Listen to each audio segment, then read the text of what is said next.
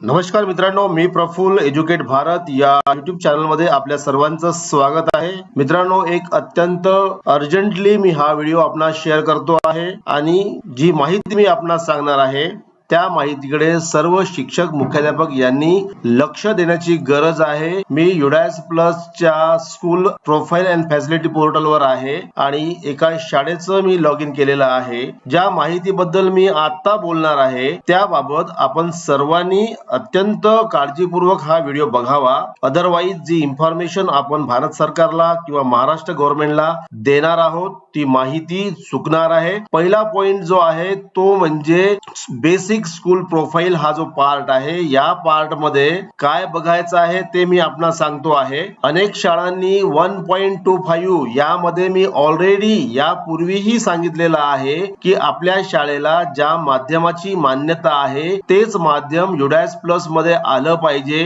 परंतु आजही अनेक शाळांमध्ये 2-3 माध्यम आहेत. मित्रांनो, जरी आपल्या शाळेमध्ये सेमी इंग्लिश असेल तरी आपल्या शाळेचं माध्यम इंग्रजी नाही, आपल्या शाळेचं माध्यम मराठीचं आहे. आणि त्याचबरोबर इथे माध्यमामध्ये जे माध्यम आपण दाखवणार आहात तेच माध्यम युडास प्लसच्या स्टुडंट पोर्टल मध्ये विद्यार्थ्यांच्या प्रोफाइल मध्ये मीडियम ऑफ इन्स्ट्रक्शन मध्ये आलं पाहिजे. जर आपल्या शाळेमध्ये 2 माध्यम असतील, मराठी माध्यम असेल आणि हिंदी माध्यम असेल, तर आपल्याला निश्चित करायचं आहे की कोणत्या वर्गामध्ये कोणतं माध्यम आहे. त्या वर्गाच्या विद्यार्थ्यांना त्याच पद्धतीचं माध्यम आलं पाहिजे.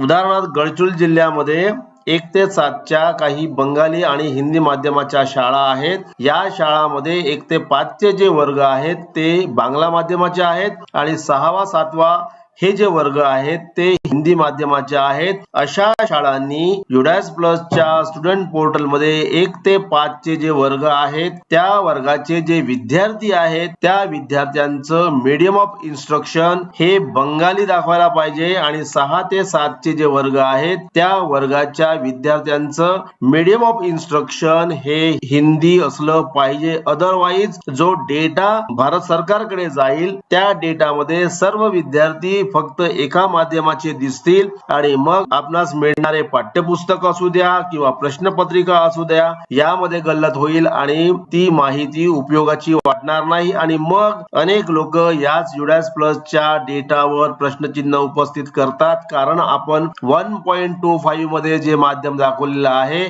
ते माध्यम चुकीचं दाखवलेलं आहे. आणि समजा माध्यम बरोबर जरी असलं तर युडास प्लसच्या स्टुडंट पोर्टल मध्ये विद्यार्थी अपडेट करत असताना मीडियम ऑफ इन्स्ट्रक्शन हा जो पॉइंट आहे या पॉइंट मध्ये विद्यार्थ्यांचं मीडियम अचूक भरलेलं नाही आणि त्यामुळे त्या चुका राहतात आणि मग त्या चुकाचं खापर युडास प्लस वर फोडलं जातं. यात युडास प्लसचा दोष नाही, यात माहिती भरणाऱ्या मुख्याध्यापक यांचा दोष आहे. आणि म्हणून मुख्याध्यापक यांनी ही बाब अत्यंत काळजीपूर्वक तपासून घेतली पाहिजे. आणि मित्रांनो, ही बाब केव्हा लक्षात येते की जेव्हा युडास प्लस आणि सरळ प्रणालीचं इंटिग्रेशन झालेलं आहे आणि जेव्हा शिक्षक आपला डिव्हिजन 8 फॉरवर्ड करत आहे त्या ठिकाणी त्यांचे 3 माध्यम आलेले आहेत. आणि मग ही चूक जेव्हा लक्षात येते तेव्हा मुख्याध्यापक, शिक्षणाधिकारी माध्यमिक किंवा प्राथमिक यांच्याकडे फेऱ्या घालतात आणि मग ती दुरुस्ती करण्यासाठी आग्रह करतात. आणि समजा युडास प्लस मध्ये आपण तात्काळ दुरुस्ती करू नाही घेऊ शकलो तरी युडास प्लसचा डेटा सरळ प्रणालीच्या स्कूल पोर्टलवर किंवा संच मान्यता पोर्टल मध्ये लगेच जाईल याची खात्री नाही. त्याला वेळ लागू शकतो किंवा कदाचित तो बदल होणार पण नाही. पण ती चूक झालेली असली की मग ती दुरुस्त करायला वेळ लागतो. युडास प्लस मध्ये अत्यंत वेगाने हे बदल केले जातात आणि ते बदल तात्काळ 2-3 तासामध्ये रिफ्लेक्ट पण होतात. आणि त्याच्यामुळे माझी सर्व मुख्याध्यापक यांना विनंती आहे की आपण तात्काळ युडास plus profile and facility portal log in करा, 1.25 मध्ये जा आणि आपल्या शाळेमध्ये जे माध्यम दाखवलेले आहेत ते माध्यम अचूक आहेत की नाही याची खात्री करा. त्याच्यानंतर मित्रांनो, आणखीन एक फार मोठी चूक लक्षात आलेली आहे. जेव्हा मी युडास प्लसचा डेटा तपासतो आहे, तपासणी करत असताना आणखीन एक महत्वाची गंभीर चूक लक्षात आलेली आहे आणि ती म्हणजे 2.1 to 2.6 मध्ये आहे. बघा मित्रांनो, मी एक शाळा ओपन केलेली आहे. या शाळेच्या 2.1 to 2.6 मध्ये physical facilities equipment computer and digital initiative वर आलेलो आहे. यामधला स्पेशली 2.2 हा जो पार्ट आहे या पार्ट मध्ये ज्या चुका झालेल्या आहेत त्या चुका मी आपणास लक्षात आणून देतो आहे. बघा, या शाळेने total number of active building blocks मग किती दाखवलेले आहेत? 18 दाखवल्या. म्हणजे या शाळेमध्ये 18 वेगळ्या इमारती आहेत असं दाखवलेलं आहे.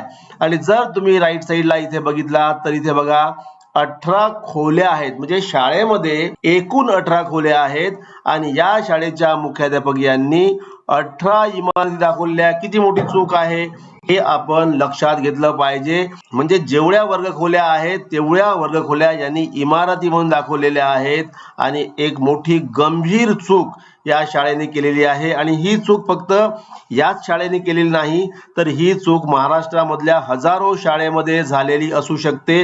मित्रांनो, बिल्डिंग ब्लॉक म्हणजे इमारत. एखाद्या शाळेच्या कॅम्पसमध्ये 4-5 वेगवेगळ्या इमारती असू शकतात. त्या इमारतींची संख्या कॅल्क्युलेट करण्यासाठी हा पॉइंट दिलेला आहे. हा पॉइंट म्हणजे वर्गखोल्या नव्हे, वर्गखोल्यांचा पार्ट वेगळा आहे. आता या शाळेने पुन्हा काय चूक केली आहे बघा. तर 18 इमारती दाखवलेल्या आहेत. 18 खोल्या नव्हेत, या 18 इमारती दाखवलेल्या आहेत आणि या 18 पैकी एक मजली इमारत असलेल्या 4 बिल्डिंग दाखवलेल्या आहेत.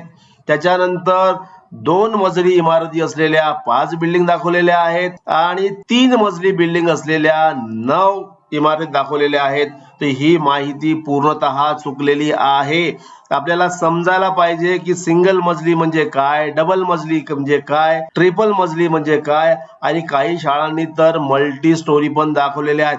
कदाचित 1-2% किंवा 5% शाळा या मल्टी स्टोरी असू शकतात, परंतु ज्या शाळेबद्दल मी बोलतो आहे त्या शाळेमध्ये ट्रिपल स्टोरी इमारती असलेल्या 9 इमारती आहेत असं नाही.